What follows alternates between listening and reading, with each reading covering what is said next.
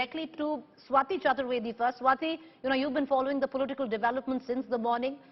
Would you have expected the kind of Uddhav Thackeray speech? Because all of us in the newsroom were actually thinking he's going to step down when he began, but he didn't quite do so. Unusual. No, Preeti, I was totally expecting it, because you have to understand, I have known Uddhav Thackeray now for over 20 years.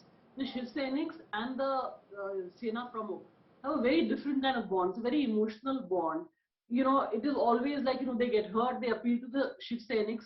And in this case, Uddhav Thackeray was talking about betrayal.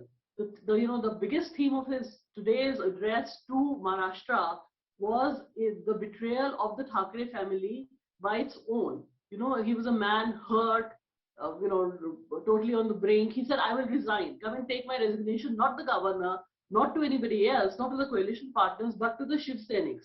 Now, the ordinary Shiv Sainik is very emotional about Matoshri and about even Uddhav Thackeray. I mean, they were crazy about Bal Thackeray. So this is something that I actually really did expect, because, this connect that the Sainiks have with, the Sena Pramukh is something which we actually don't see in other political parties. All right, Sanjay Jha, yes, it's an emotional appeal. It's interesting the way it's happened right now, but ultimately it's going to come down to hard, cold numbers. Eknath Shinde seems to have them. Well, it is very obvious that Eknath Shinde is up in the game. I mean, he's got some trump cards, no denying that.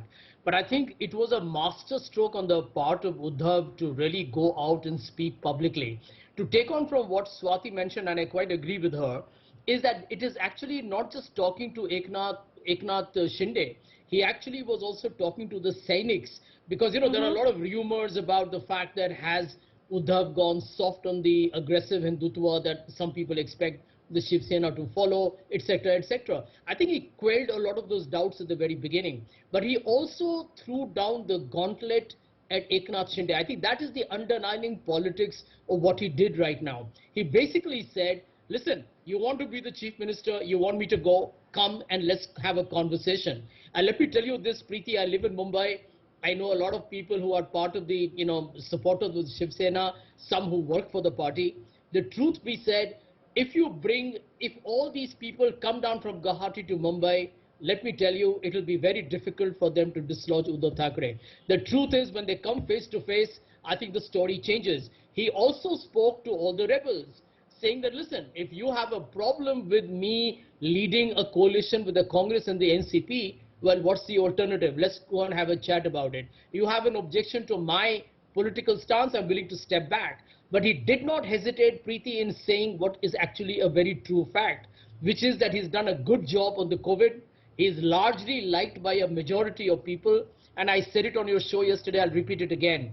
A lot of the anti-Shiv Sena or even the borderline people, Congress and others, have begun to like Uddhav Thackeray. They believe he's administered reasonably well. His governance has been above board, and he's overall become more, shall we say, progressive Hindutva